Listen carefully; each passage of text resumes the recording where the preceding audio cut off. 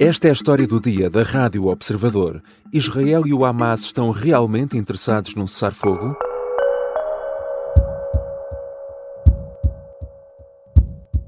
The Israeli military has confirmed that 6 bodies found in a tunnel in the city of Rafah were those of hostages held by Hamas after the October 7th attack. O caso chocou a sociedade israelita. 6 reféns há 11 meses nas mãos do grupo radical palestiniano Hamas foram encontrados mortos num túnel por baixo da cidade de Rafah. Israel afirma que foram executados por Hamas pouco antes de as forças israelitas terem conseguido chegar até eles. Estava previsto que 3 dos reféns pudessem ser libertados em breve no âmbito de um eventual acordo de cessar-fogo, caso as duas partes chegassem finalmente a um entendimento. Milhares de pessoas saíram às ruas em protesto contra o primeiro-ministro Benjamin Netanyahu, que acusam de não ter o resgate dos reféns como prioridade.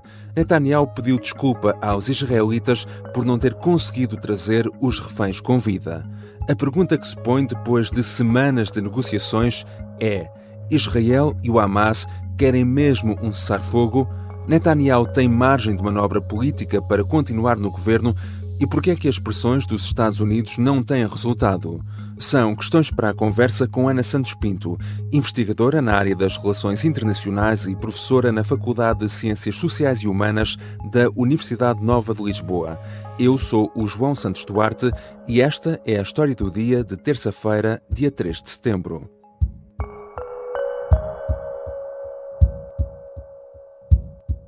Bem-vinda, Ana Santos Pinto. Obrigada pelo convite. Vamos começar pelo contexto. No fim de semana, as forças israelitas descobriram 6 reféns mortos em Gaza. Quem eram e o que é que sabemos ao certo sobre o que aconteceu? Bom, nós estamos a falar de 6 jovens, entre os 23 e os 40 anos, 5 homens e uma mulher. Um deles é um israelita, mas também norte-americano. Aliás, uma figura que tem sido, ao longo destes últimos meses, muito apresentada como uma das caras da campanha para a recuperação dos reféns. O pai e a mãe estiveram na Convenção Democrata e fizeram uma declaração bastante emotiva, e todos os outros são jovens. 5 deles estavam no Festival de Música no dia 7 de outubro, onde o Hamas assassinou e raptou centenas de pessoas. Um dos rapazes estava numa comunidade agrícola perto da zona do festival e, portanto, foi na intervenção já dos militantes do Hamas fora daquele contexto. Sobre o que aconteceu, nós temos as informações que são apresentadas pelas autoridades israelitas. Eles terão sido assassinados à queima-roupa entre 72 a 48 horas antes de serem encontrados e mais ou menos num local perto, apesar da localização nunca ser identificada de forma concreta. O local será perto do mesmo sítio onde se recuperou com vida um refém, um árabe israelita, há alguns dias, e que também foi bastante mediatizada essa recuperação. E, portanto, aquilo que sabemos é que foi no contexto de uma possível operação de resgate. Não houve confrontos neste contexto particular da operação de resgate entre as forças israelitas e os militantes do Hamas, e, portanto, quando fizeram a entrada no túnel, encontraram já os cadáveres destas 6 pessoas. E qual é a explicação do Hamas para o que aconteceu com estes reféns encontrados mortos?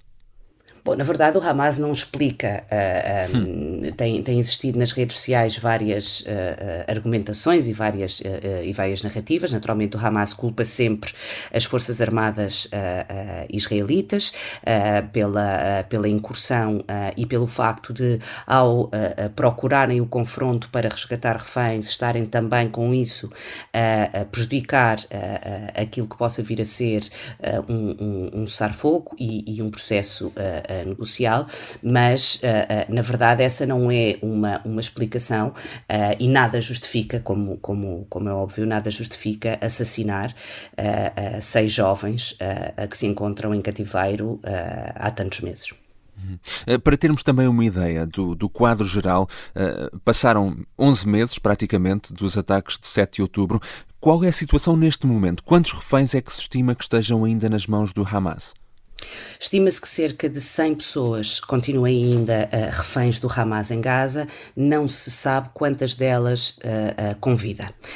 Já foram assassinados 72 pessoas, daqueles que estavam neste número de quase 250 pessoas que ficaram raptadas em Gaza após os ataques terroristas de 7 de outubro, e na verdade é muito difícil, não só pelo contexto de guerra e de violência extrema que se vive em Gaza, mas também pela própria forma como os reféns possam ser cativos ou possam ser transportados essencialmente através de uma rede de túneis subterrâneos. É muito difícil nesta altura avaliar quantos desta cerca de centena de pessoas possam ainda estar com vida.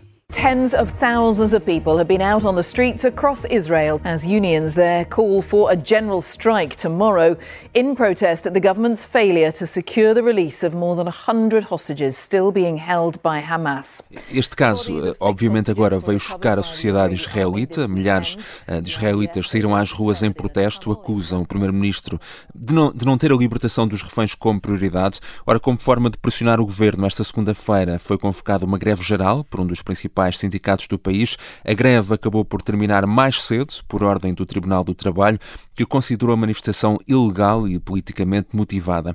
Ora, que apoios é que Netanyahu tem ainda neste momento? Ou, por outra, estamos aqui a falar de uma sociedade altamente dividida e polarizada?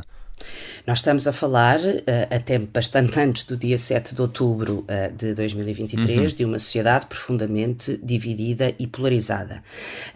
Isso ficou patente nos vários atos eleitorais, o último dos quais gerou o atual governo de coligação, e este governo de coligação, vários dos seus ministros, dois em particular, o Ministro da Segurança Interna e o Ministro das Finanças, têm tido declarações muito radicais, incluindo a visita à Esplanada das Mesquitas, que são naturalmente um desafio a qualquer iniciativa que possa trazer alguma estabilidade e algum contexto favorável a um processo negocial. Aquilo que a sociedade israelita vive hoje é um momento de profunda revolta e frustração com a orientação do governo, mas sobretudo do primeiro-ministro, em relação, por um lado, como referiu, à recuperação dos reféns, porque essa não tem sido a prioridade, incluindo do ponto de vista do discurso, ou seja, o que vem sempre em primeiro lugar no discurso de Netanyahu é a vitória sobre o Hamas e acabar com o Hamas, e não a recuperação de reféns vem sempre numa segunda linha. Aliás, as próprias operações militares o têm demonstrado, e é por isso para os israelitas, e muito em particular para aqueles que têm uma sensibilidade maior em relação a esta causa dos reféns, é inaceitável que esta situação continue ao longo de 11 meses e que não consigam recuperar os seus familiares, os seus amigos e aqueles que estão numa situação terrível em Gaza. Aliás, a mesma situação terrível que se encontram todos os palestinianos em Gaza. Já regressamos à conversa com Ana Santos Pinto, investigadora na área das relações internacionais e professora na Faculdade de Ciências Sociais e Humanas da Universidade Nova de Lisboa. Na segunda parte vamos tentar também perceber de que forma estes acontecimentos podem afetar as negociações de cessar-fogo.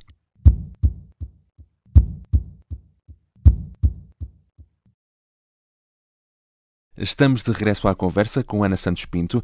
Estes novos desenvolvimentos surgem depois de semanas de negociações, tanto no Egito como no Catar, com vista a um eventual cessar-fogo entre Israel e o Hamas. Que consequências é que isto pode ter agora para este processo? Eu creio que as negociações já não estavam num contexto favorável. Aliás, os avanços em recuos, as alterações que têm sido apresentadas, pelo menos publicamente, e em particular no caso do primeiro-ministro israelita, em relação àquilo que é inegociável ou àquilo que está disposto a ceder no contexto destas negociações, é de facto muito limitativo do que possa vir a ser um processo com sucesso neste caso.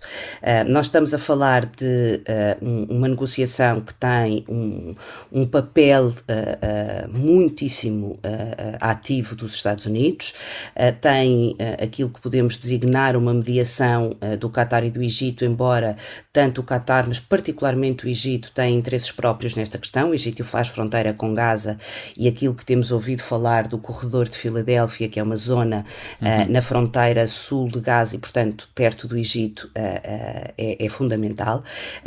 E depois temos... E é uma das exigências de Netanyahu, certo? Da qual não abdica Netanyahu, controlar essa controlar faixa. E manter a presença militar com o controle nessa área, o que também o Egito sente alguma resistência, porque está no limite daquilo que é o acordo internacional que foi há várias décadas definido, em que Israel tomaria, digamos assim, as garantias de segurança, mas depois da retirada em 2005, Israel deixou de ter tropas presentes nessa área e, portanto, estaríamos novamente a voltar atrás naquilo que é um processo do ponto de vista internacional. Para além disso, as duas principais partes em negociação, digamos assim, ou potencialmente em negociação, o governo de Israel e o Hamas, não me parecem ter qualquer vontade de concluir com sucesso um acordo. O Hamas, porque fazer acordos não está naquilo que são os seus objetivos estratégicos, nunca esteve, e em particular com a atual liderança de Sinwar, que não é um negociador, não é um político, é um militante e usa os instrumentos da violência política. E depois, no lado do governo, com Benjamin Netanyahu e os elementos da coligação, em que a existência de um acordo, não apenas para a recuperação de reféns, mas sobretudo no caso de um cessar-fogo, pode colocar em risco a continuidade deste governo, pelos elementos radicais que o compõem, e, portanto, nenhuma das partes tem um empenho significativo na conclusão deste processo com sucesso. Mas, de resto, a posição do primeiro-ministro Netanyahu não é consensual dentro do próprio governo israelita, certo? Não é consensual porque há elementos por exemplo. São dificuldades de consenso diferentes. Ou seja, há uma parte do governo, a parte mais extrema, mais radical, que, como eu dizia há pouco, tem como figura principal o Ben-Gvir, o Ministro da Segurança Interna, mas também o Ministro das Finanças, e essa parte mais extrema e radical nem sequer considera aceitável a negociação de um cessar-fogo. E, por outro lado, o Ministro da Defesa, que defende essas negociações e assume que a recuperação dos reféns é absolutamente prioritária neste contexto. Portanto, dentro do governo também existem posições bastante diferentes, e Netanyahu sabe que, ao manter este governo, implica um processo de equilíbrio praticamente impossível, e também a sua própria posição como primeiro-ministro está permanentemente em risco, e agora com estas manifestações, que aliás não são novas, elas têm ocorrido ao longo dos últimos meses. De facto é a primeira vez que neste contexto temos uma greve geral, mas nós temos tido milhares de israelitas nas ruas ao longo dos últimos meses, permanentemente em contestação ao governo. Mr. President, do you think it's time for Prime Minister Netanyahu to do more on this issue? Do you think he's doing enough? No. Os Estados Unidos, que são o maior aliado de Israel, também já expressaram descontentamento pela resistência de Netanyahu em chegar a um acordo. Ainda esta terça-feira, o presidente Joe Biden afirmou que o primeiro-ministro israelita não está a fazer o suficiente para garantir um acordo que possa levar à libertação dos reféns. De facto, Benjamin Netanyahu não tem ajudado àquele que é o principal objetivo da atual administração norte-americana, liderada por Joe Biden, para o Médio Oriente neste momento, e que é obviamente um acordo que permita uma vitória, digamos assim, ou um elemento de sucesso para esta administração apresentar também nas eleições de novembro. Anthony Blinken, o secretário de Estado norte-americano, tem feito inúmeras visitas ao Médio Oriente, não só a Israel, mas aos vários estados do Golfo, ao Egito, e portanto tem colocado todas as suas energias neste processo. Os vários elementos da administração têm sempre reiterado que o acordo está iminente, mas a verdade é que Netanyahu não tem colocado os seus critérios, digamos assim, de forma a serem cumpridos, e muitas vezes até em algum conflito com a equipa negocial israelita, de acordo com aquilo que vem na imprensa israelita, e portanto eu acho que é evidente que o governo e o primeiro-ministro israelita não estão a ajudar nesta tarefa que os Estados Unidos querem e em boa verdade precisam de cumprir o mais rapidamente possível. Mas é sempre importante salientar que o resultado deste processo negocial depende também do Hamas. O Hamas não está presente na mesa das negociações, está a fazer uma mediação à distância, mas acima de tudo este processo de negociação para o cessar-fogo e para o resgate de reféns absolutamente fundamental para a sobrevivência da população em Gaza. Eu sei que nós vemos diariamente as imagens, mas eu creio que é para nós que estamos à distância incompreensível o contexto em que estas pessoas vivem. É certo que tivemos agora estas paragens para a vacinação da poliomielite, mas estamos a falar de episódios muitíssimo pontuais, e o nível de sofrimento e de necessidade nesta dimensão humanitária é gritante, e nem o Hamas nem o governo israelita parecem sensíveis a essa questão. Agora, há também esta notícia de que o Reino Unido suspendeu parcialmente a venda de armas para Israel.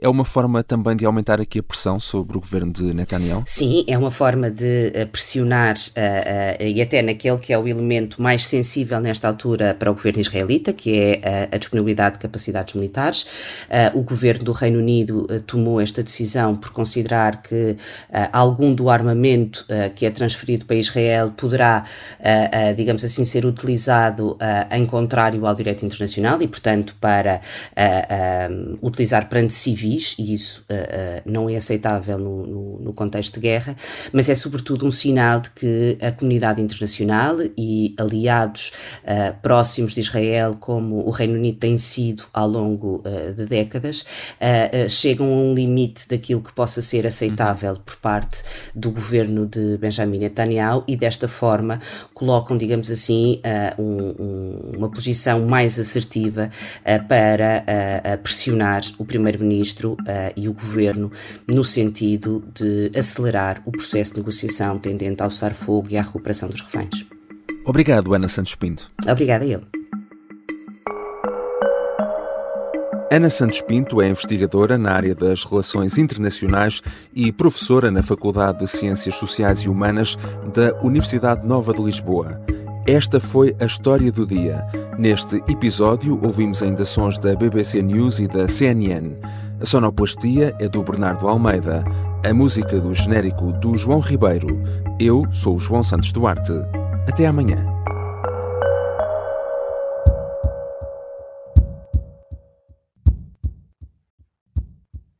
Se gostar deste podcast, pode seguir, dar 5 estrelas e comentar o episódio na Apple Podcasts ou no Spotify. Pode também subscrever e gostar no YouTube. Assim recebe uma notificação sempre que houver um novo episódio.